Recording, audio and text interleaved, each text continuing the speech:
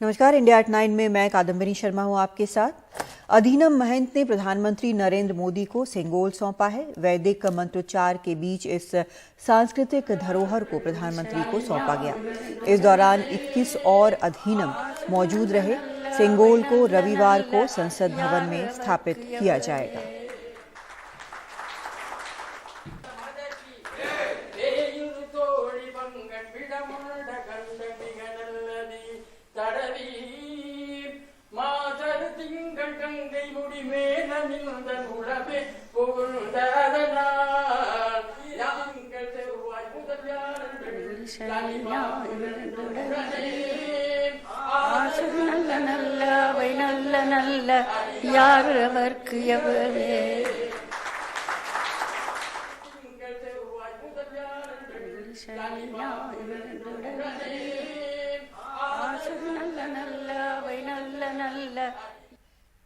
तो नया संसद भवन बनकर तैयार हो चुका है। रविवार को प्रधानमंत्री नरेंद्र मोदी पूरे विधि विधान से इसका उद्घाटन करेंगे।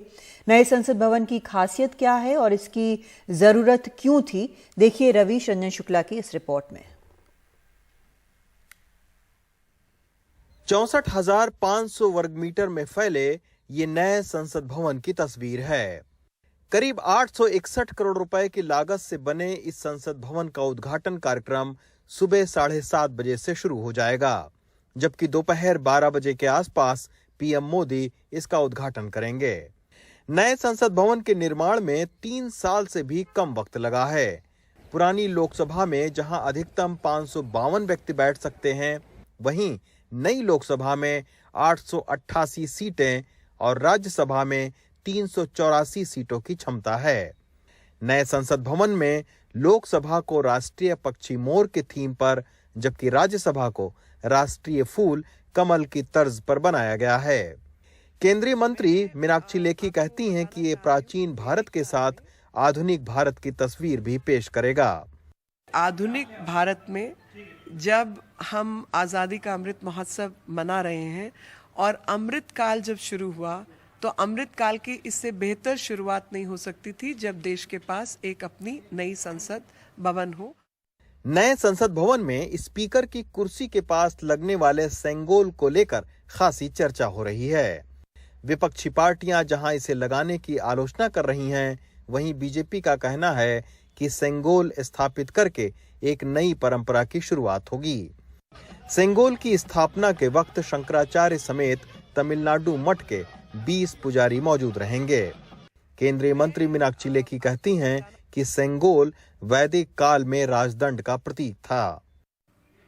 इस देश की परंपरा के अनुसार वैदिक काल से लेकर मध्यकालीन भारत तक राजा का जब राज्याभिषेक होता था, चाहे वो चुना हुआ हो या मोनार्कियल ऑर्डर से हो, यानी पिता के बाद पुत्र पीढ़ी दर पीढ़ी वाली व्यवस्था से हो, किसी भी व्यवस्था से हो, जब राज्याभिषेक होता था तो राजा खड़ा होके कहता था कि मैं सर्वश्रेष्ठ हूँ और मैं चाहे जो कर सकता हूँ।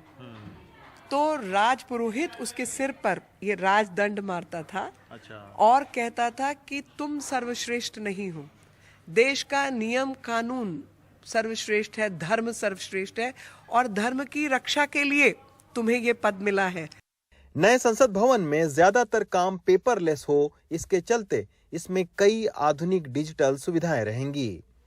जहां 100 साल पुरानी संसद भवन को बनने में 6 साल का वक्त और 83 लाख रुपए का खर्च आया था, वहीं इस नए संसद भवन का निर्माण 3 साल से भी कम वक्त में हुआ है और ये भविष्य के 100 सालों में राज्यसभा और लोकसभा की बढ़ती हुई सीटों के मद्देनजर तैयार किया गया है।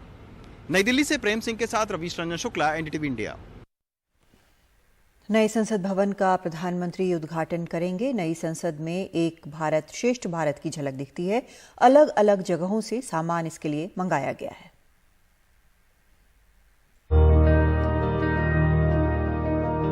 नई संसद में झलकता एक भारत श्रेष्ठ भारत। नए संसद भवन में भारत की सांस्कृतिक विविधता को समेटने की कोशिश की गई है। वास्तुशिल्प का ये नमूना देश भर का आईना है।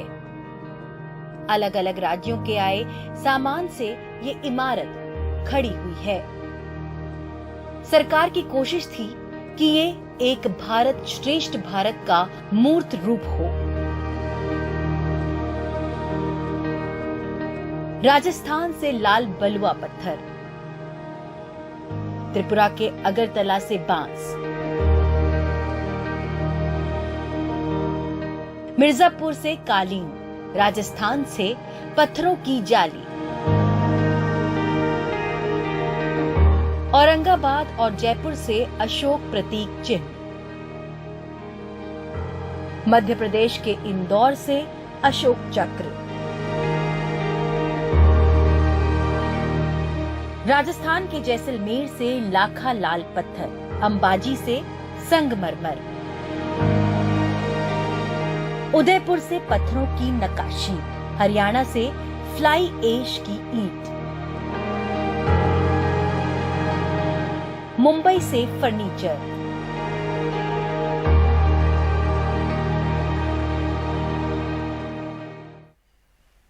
नए संसद भवन के उद्घाटन को देखते हुए दिल्ली पुलिस ने संसद के आसपास सुरक्षा व्यवस्था काफी कड़ी कर दी है। रविवार को संसद के आसपास के सभी रास्ते आम जनता के लिए बंद रहेंगे। महिला पहलवानों को संसद के पास पंचायत करने की इजाजत नहीं दी गई है। पुलिस का कहना है कि किसी ने भी कार्यक्रम में बाधा डालने की कोशिश की तो उससे सख्ती से निपटा जाएगा।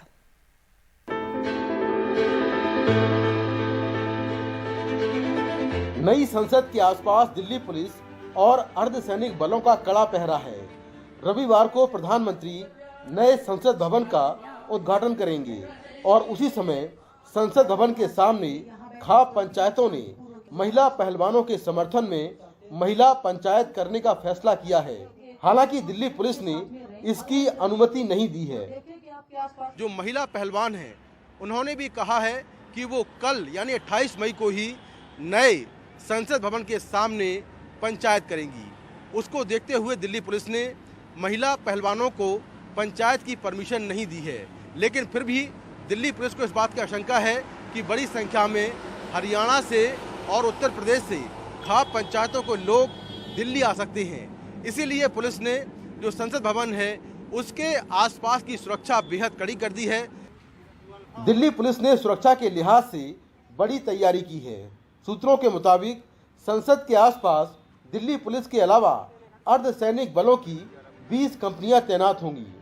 इनमें 10 कंपनियां महिला सुरक्षा बलों की होंगी। लुटियन जोन में संसद के आसपास सभी सड़कें आम जनता के लिए दोपहर 3:30 बजे तक बंद रहेंगी। संसद के पास के मेट्रो स्टेशन भी बंद रहेंगे।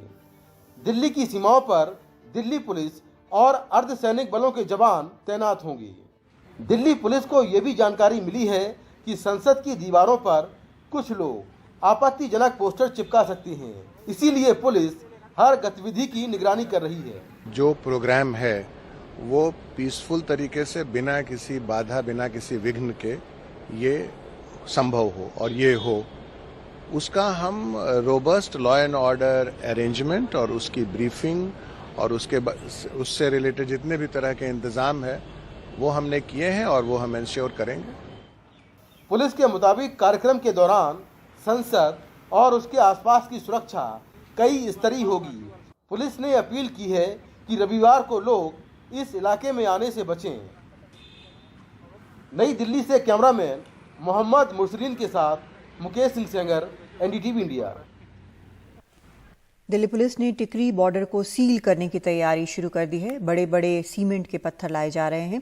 दिल्ली की सीमा को सील करने के लिए किसानों और महिलाओं ने नए संसद भवन के सामने महापंचायत का ऐलान किया हुआ है। खबर है कि हरियाणा के कई जिलों से शाम को महिलाओं के जत्थे दिल्ली के लिए निकले।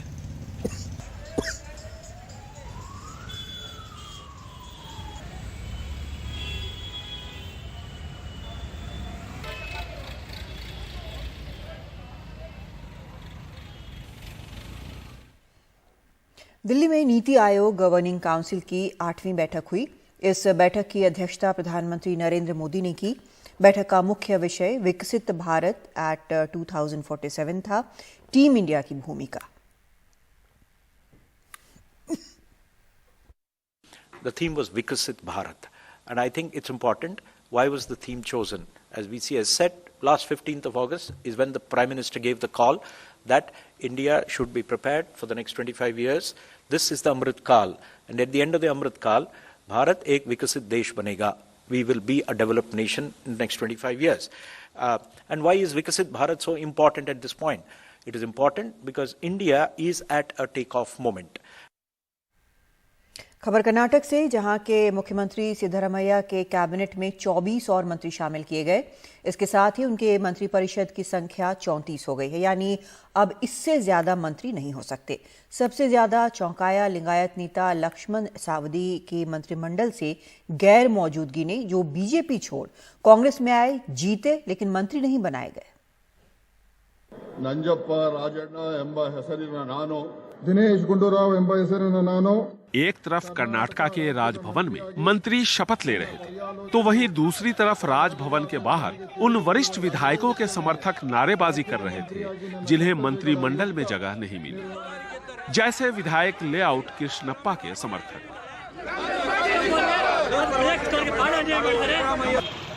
बेंगलुरु से दूर मैसूर में विधायक तनवीर सेठ के समर्थक सड़क पर उतर आए कि उन्हें मंत्रिमंडल में शामिल क्यों नहीं किया गया। वहीं पूर्व कानून मंत्री टीबी जयचंद्रा के समर्थक मुख्यमंत्री सिद्धरामैया के घर के बाहर हंगामा करने लगे, तो उन्हें हिरासत में लिया गया। I joined Congress under the leadership of Shrimati Indira Gandhi. जब इंदिरा जी कांग्रेस में अलग थलग पड़ गई थी, तब से मैं उनके साथ विधायक बना। मैं भी मंत्री बनने की उम्मीद लगाए बैठा था। मेरे समर्थक और हम सब नाराज हैं। मैं जल्दी दिल्ली जाकर आईएनसी अध्यक्ष राहुल जी और सोनिया जी से मिलूंगा।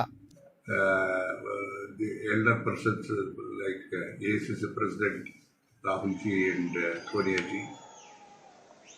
इन सब के बीच अब मुख्यमंत्री सिद्धरामैया का मंत्रिपरिषद 34 मंत्रियों का अपना कोटा पूरा कर चुका है। इसमें 8 लिंगायतों को जगह दी गई, जबकि अनुसूचित जाति के 6, अनुसूचित जनजाति के 3, वक्कलिगा 5, जिनमें उप मुख्यमंत्री डीके शिवकुमार भी शामिल हैं। ओबीसी 6, मुस्लिम 2, जैन 1, मराठा 1, ब्राह्मण 1 और 1 ईसाई शामिल है। एक महिला को भी मंत्रिमंडल में जगह मिली है। हमने जात, धर्म और प्रांत तीनों को ध्यान में रखकर कैबिनेट का संतुलन बनाया है। पार्टी आलाकमान के साथ विस्तृत चर्चा करने के बाद हमने फैसला लिया है। कांग्रेस ने प्रचंड बहुमत के साथ सरकार तो बना ली है, लेकिन सवाल सत्ता के 2 केंद्रों को लेकर उठ रहे हैं, यानी मुख्यमंत्री सिद्धरामैया और उप मुख्यमंत्री डीके शिवकुमार, जिनके साथ साथ इनके समर्थक मंत्रियों और विधायकों पर नियंत्रण रखने के लिए शायद पार्टी आलाकमान को अलग से मेहनत करनी पड़ेगी, क्योंकि इनमें से किसी की भी जुबान फिसली तो सवाल सरकार के वजूद पर उठने लगेंगे। बेंगलुरु से कैमरामैन गोविंद मूर्ति के साथ निहाल खिदवई, एनडीटीवी इंडिया।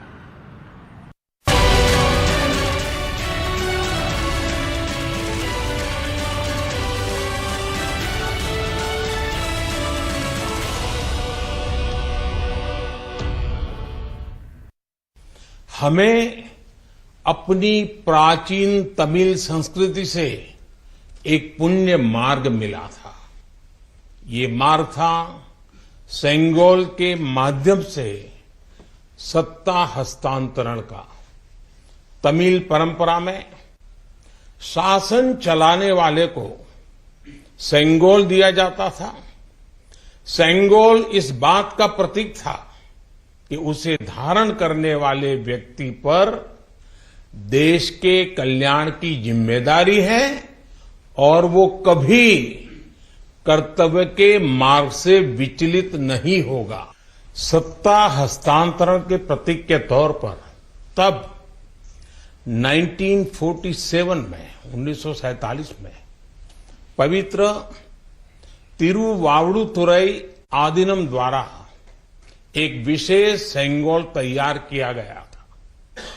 आज उस दौर की तस्वीरें हमें याद दिला रही हैं कि तमिल संस्कृति और आधुनिक लोकतंत्र के रूप में भारत की नियति के बीच कितना भावुक और आत्मीय संबंध रहा है। आज उन गहरे संबंधों की गाथा इतिहास के दबे हुए पन्नों से बाहर निकलकर एक बार फिर जीवंत हो उठी है। इससे उस समय की घटनाओं को समझने का सही दृष्टिकोण भी मिलता है और इसके साथ ही हमें ये भी पता चलता है कि सत्ता के हस्तांतरण के इस सबसे बड़े प्रतीक के साथ क्या किया गया। मेरे देशवासियों, आज मैं राजा जी और विभिन्न आदिनम की दूरदर्शिता को भी विशेष तौर पर नमन करूंगा। आदिनम के एक सेंगोल ने भारत को सैकड़ों वर्षों की गुलामी के हर प्रतीक से मुक्ति दिलाने की शुरुआत कर दी थी। जब भारत की आजादी का प्रथम पल आया, आजादी का प्रथम पल, वो क्षण आया, तो ये सेंगोल ही था जिसने गुलामी से पहले वाले कालखंड और स्वतंत्र भारत के उस पहले पल को आपस में जोड़ दिया था।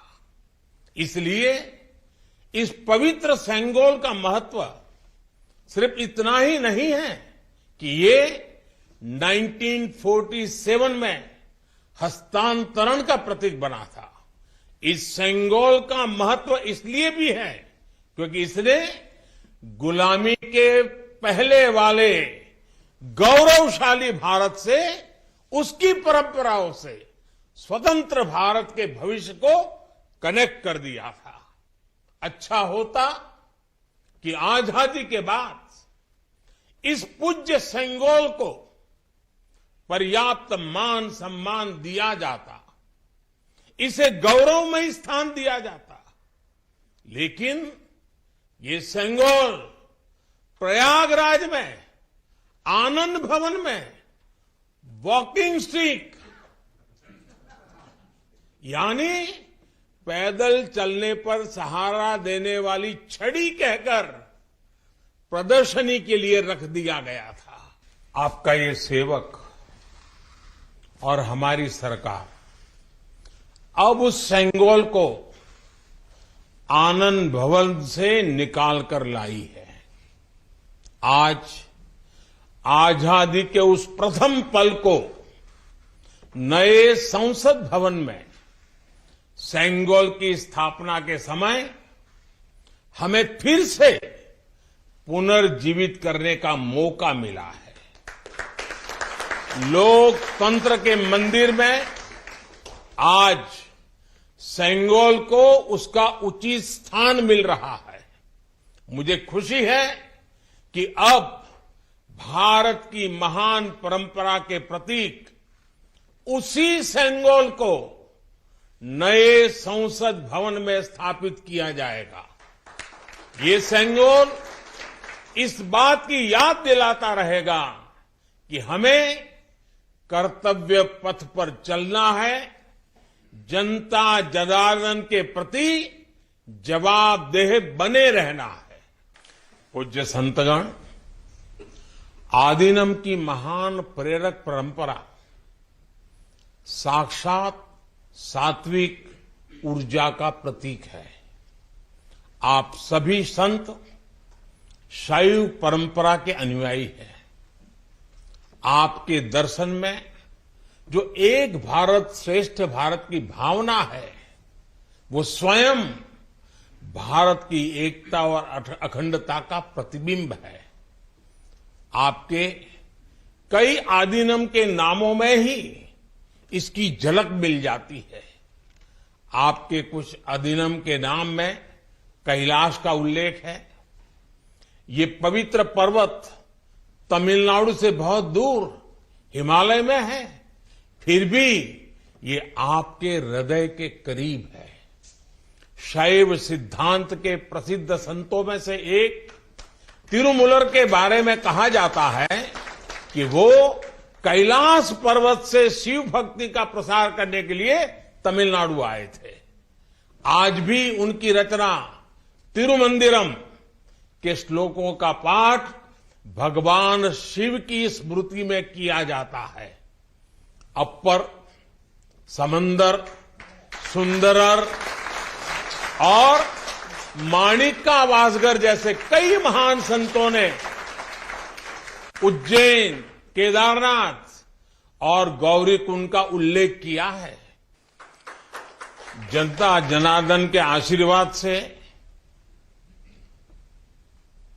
आज मैं महादेव की नगरी काशी का सांसद हूं, तो आपको काशी की भी बात बताऊंगा।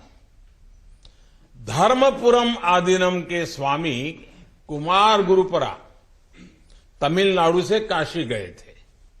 उन्होंने बनारस के केदार घाट पर केदारेश्वर मंदिर की स्थापना की थी। तमिलनाडु के तिरुपन्नदारु में काशी मठ का नाम भी काशी पर रखा गया। इस मठ के बारे में एक दिलचस्प जानकारी भी मुझे पता चली है। कहा जाता है कि तिरुपन्नदारु का काशी मठ तीर्थ यात्रियों को बैंकिंग सेवाएं उपलब्ध कराता था। कोई तीर्थ यात्री तमिलनाडु के काशी मठ में पैसे जमा करने के बाद काशी में प्रमाण पत्र दिखाकर वो पैसे निकाल सकता था। इस तरह शैव सिद्धांत के अनुयायियों ने सिर्फ शिव भक्ति का प्रसार ही नहीं किया, बल्कि हमें एक दूसरे के करीब लाने का कार्य भी किया।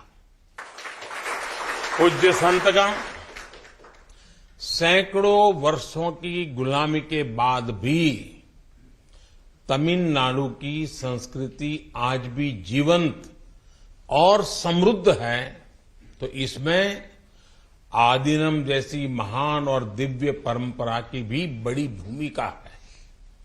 इस परंपरा को जीवित रखने का दायित्व संत जनों ने तो निभाया ही है, साथ ही इसका श्रेय पीड़ित, शोषित, वंचित सभी को जाता है कि उन्होंने इसकी रक्षा की, उसे आगे बढ़ाया। राष्ट्र के लिए योगदान के मामले में आपकी सभी संस्थाओं का इतिहास बहुत गौरवशाली रहा है। अब उस अतीत को आगे बढ़ाने, उससे प्रेरित होने और आने वाली पीढ़ियों के लिए काम करने का समय है।